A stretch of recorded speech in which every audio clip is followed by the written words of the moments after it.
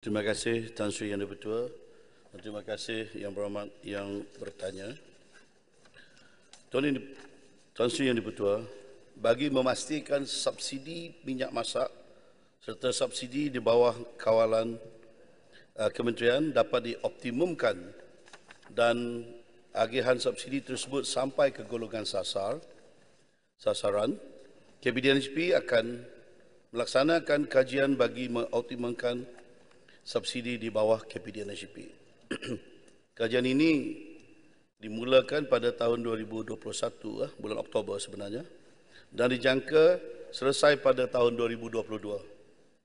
Melalui kajian ini, aspek keberkesanan pelaksanaan program subsidi sedia ada akan dinilai meliputi keberkesanan penyampaian, mekanisme pelaksanaan, darjah ketirisan dan kos yang terlibat akan dikaji dan diperhalusi dan seterusnya cadangan mekanisme baharu untuk dilaksanakan sebagai langkah untuk meningkatkan keberkesanan penyampaian subsidi kepada golongan sasar.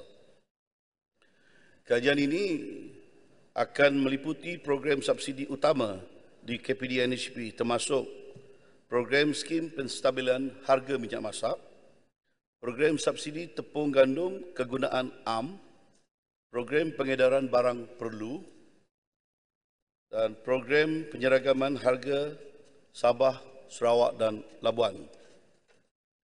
Kerajaan prihatin dengan kebajikan masyarakat di luar bandar, khususnya untuk mendapatkan barang keperluan asas.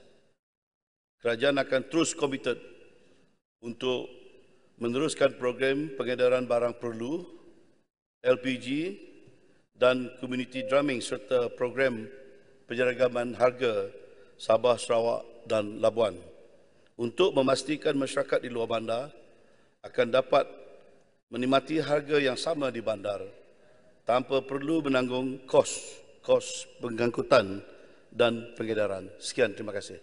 Terima kasih. Soalan tambahan pertama. Terima kasih Yang Berhormat Menteri. Soalan tambahan saya adalah, apakah kesan kepada program skim penstabilan harga minyak masak COSS sekiranya harga minyak sawit mentah crude palm oil terus melambung naik? Terima kasih. Terima kasih. Silakan Yang Berhormat Menteri. Tan Sri Yang Di-Pertua, Yang Berhormat, betul. Sebenarnya keadaan sekarang harga CPO, crude palm oil, 1 tan metrik di peringkat global telah melambung naik. Apabila kita meletakkan threshold subsidi beberapa tahun sebelum ini, kita letak di tahap 2,500 metrik tan CPO, tapi sekarang sudah lipat ganda, lebih RM5,000 metrik tan 1 metrik tan CPO.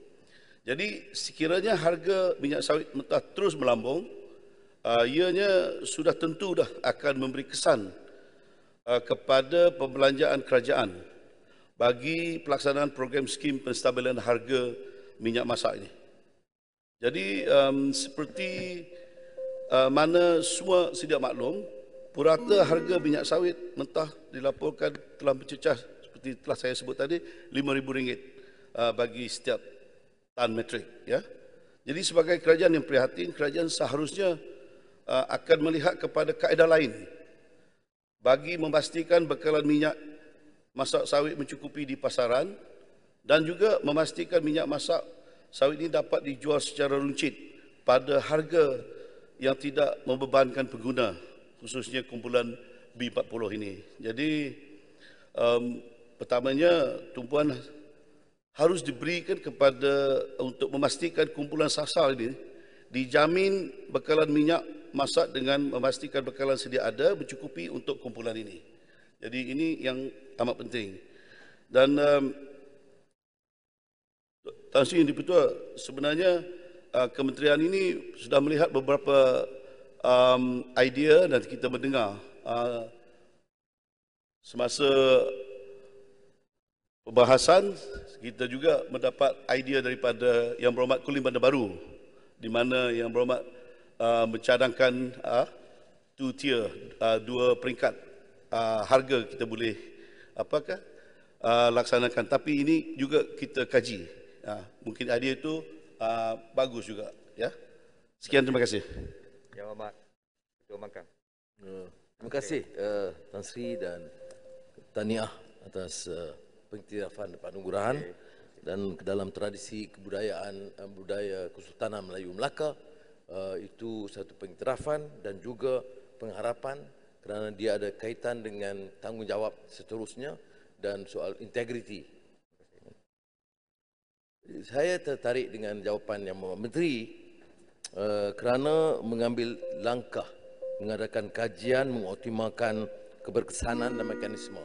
Kalau kita lihat kajian laporan Ketua Audit Negara setiap tahun, ketirisan subsidi minyak ini besar sekali dan tindakan-tindakan diambil itu tidak sangat berkesan. Dia dua masalah Yang Berhormat Menteri sedia maklum. Pertama, cara pengagihan kontrak kepada syarikat-syarikat mengagihkan yang mengambil keuntungan dan membocorkan. Keduanya, menyerahkan kepada subsidi itu kepada kalangan yang tidak berhak. Seperti mana juga yang berlaku di Sabah Sarawak dan juga subsidi kepada minyak kepada nelayan di sini. Jadi saya ingin mendapat jaminan daripada Menteri sebelum mekanisme ini ditetapkan dalam kajian. Jaminan bahawa pengagihan ini harus lebih telus dan Dewan harus dimaklum bagaimana kaedahnya, apa kaedahnya dan siapa yang perolehi dan memaklumkan setiap tahun laporan Ketua Audit Negara ini yang menyebut secara khusus kebocoran itu supaya dapat dielakkan. Terima kasih. Silakan Yang Berhormat Menteri. Terima kasih Yang Berhormat Port Dickson. Sebenarnya Tan Sri Yang Di-Pertua, semua yang telah dinyatakan oleh Yang Berhormat tadi adalah sudah dalam pertimbangan kami untuk nak melaksanakan kajian, ya. Jadi itu sebagai maklum balas dan itu pun saya pada hari ini terima dengan ikhlas dan saya menganggap sebagai yang amat boleh dikatakan konstruktif, ya. Terima kasih Yang Berhormat Port Dickson. Sebenarnya Tan Sri Yang Di-Pertua, kalau kita dikatakan ketirisan, dia pelbagai lah kita akui, ya. Mungkin dalam pelaksanaan pengagihan kontrak-kontrak yang terdahulu lah, ya. Sebab masa saya belum ada kita mengagihkan, ya, sebab kota sudah habis pun. Jadi kita tengok kepada itu juga. Dan ketirisan di mana apabila bekalan satu polybag 1 kg, ya, untuk B40 ini di pasar ada yang dikatakan repacker ni dia tidak jujur lah. Kita telah tangkap. Sebenarnya Yang Berhormat Port Dickson buat masa sekarang ada 19 kes kita kesan dan kita ambil siasatan sekarang dan ada juga daripada 19 kes ni kita hadap kepada mahkamah. Maknanya Yang Berhormat Port Dickson, KPDNGP ini dalam penguatkuasaan kita memang menjalankan tugas dengan sebaik-baiknya. Sebab itu kita dapat kesan 19 kes ini daripada aduan dan juga kita dapat kesan daripada siasatan penguatkuasa. Jadi untuk ke depan memang kita akan sebaik dapat mana kita boleh buat penambahbaikan dalam kaedah-kaedah supaya kita dapat memastikan mereka yang sepatutnya mengendalikan perniagaan ini mendapat dan mungkin mereka yang tidak sepatutnya mendapat kita bolehlah tolak permohonan mereka. Jadi that is going forward, sir. Telefon baharu percuma untuk semua. Pilih mana satu anda suka tanpa perlu kelulusan atau pendahuluan. Padankan dengan pelan pascabayar tanpa had terbaik kami.